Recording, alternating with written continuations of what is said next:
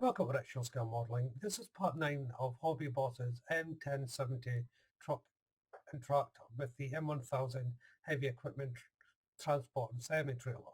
Scale is 135. In this part I'm going to carry on working on the cab.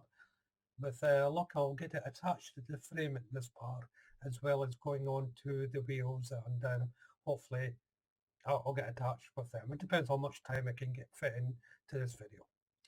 So that being said, let's jump into this and see how well I get on. To begin with, I'm making up the wing mirrors. The drop wing mirror here has a little 4H bracket that it has to go on. It's a tiny little bit, and it just enables you to fit onto the actual frame. I wouldn't recommend leaving this part on. This has really got to go in, or it just wouldn't sit right on the actual frame itself. So this is me placing on the frame. There is a little location point for it. And the mirror itself, I used Revit Aquacolor 90 Silver to paint this. It didn't come with a clear plastic lens on this one. Next is the main mirror, and this fits into two little brackets inside the framework. Now this can be fully movable if you wish. I suggest leaving it movable until you fit the wing mirror frame itself, because that way then you can angle the mirror how you wish. And then there's a tiny central little mirror that goes on the cross section. That in turn gets then fitted to the cab. I should have said as well, the brackets to fit the wing mirror are photo etch, and you bend them into shape. I used with tweezers to bend them there. They're quite small. There's no location points as such for these, so you're just going to have to use your best judgment where to fit them.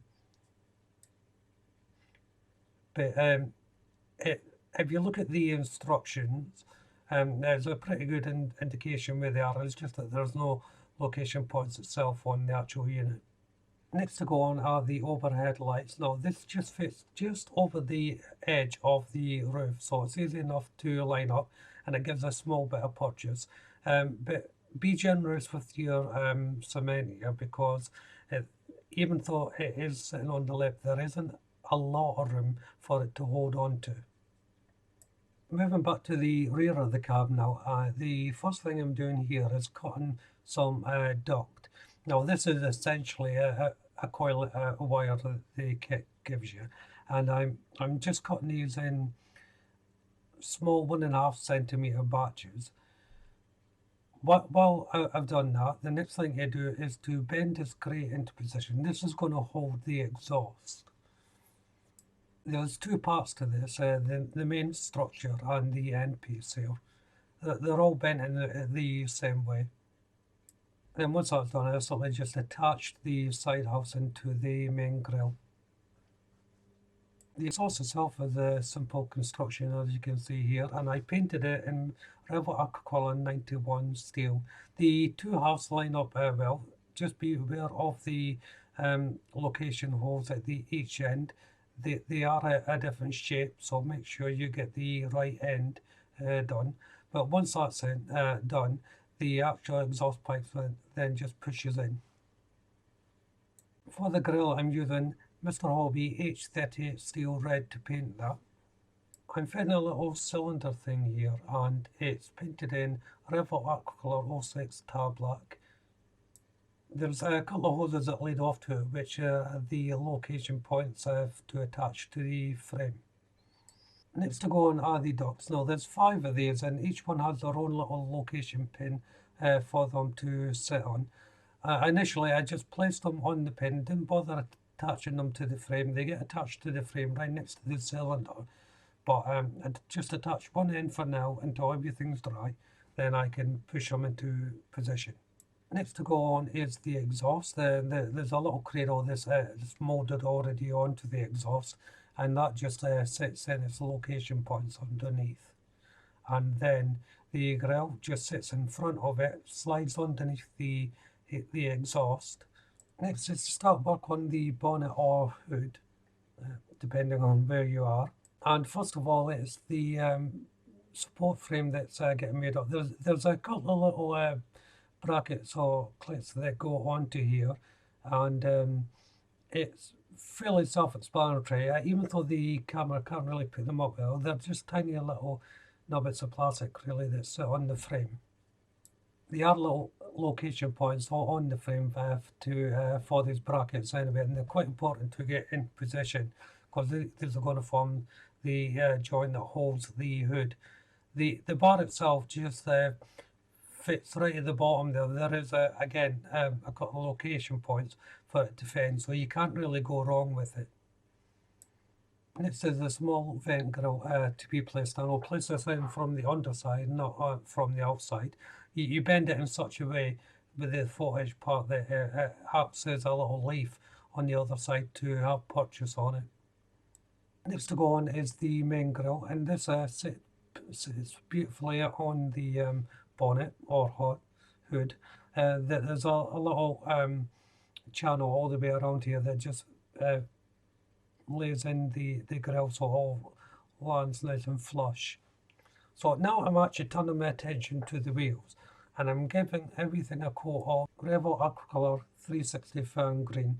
I'm going to be using this colour a lot more because I'm actually running out of the Mr. Hobby colour, and I don't have time to go and get some more. So you're going to see me using a combination of both. But while that's drying, I'm placing on the cab. Now this is where you find out whether you've got the brackets in position or not. Luckily mine were. It feels a little bit precarious trying to line it up, but once it does line up, it will feel solid and it won't need much holding just to keep it down. But of course it's important to dry fit this, and this is what I'm doing here now. There's no cement on this at the moment. I'm just making sure I know exactly where I'm going to be placing it. If you do run into trouble here, the support struts are able to move slightly just to get everything in positions. I didn't have that problem, but I can see where it would be a problem if you didn't get it exactly in line. But if you do have an alignment, it will hold it for a certain period of time, as you can see there, until I tipped it over quite a lot.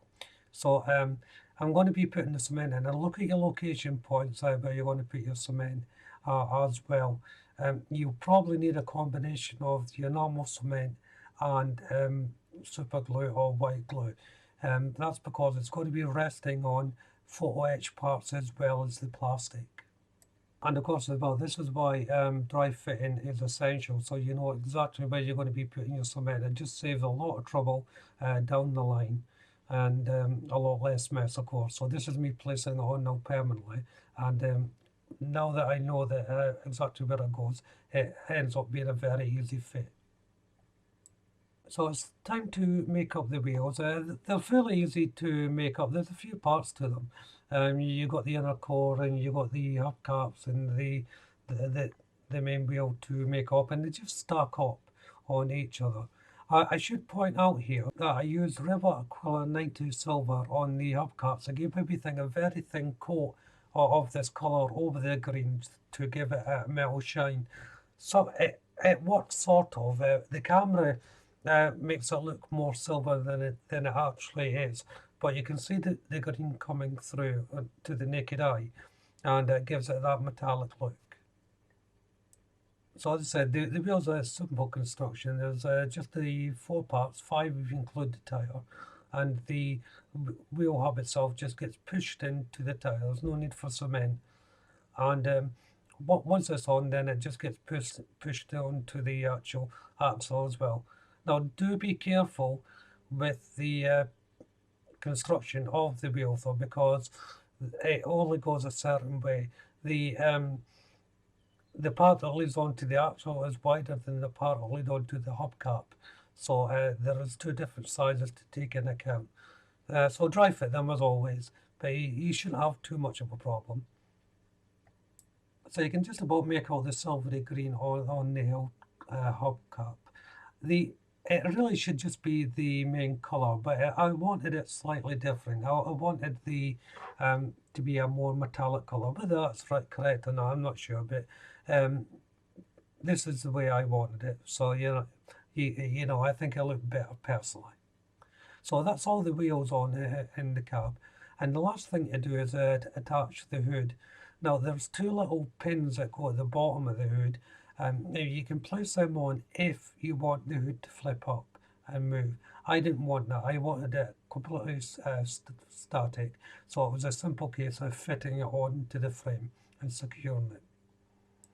And this is will end part 9. So if you haven't done so already, why don't you go and check out the channel for my other builds.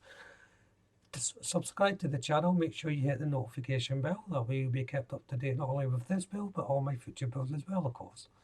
Hit the like button, don't forget to leave a comment, and of course you can share the video. But for now, thank you all very much for watching, bye bye.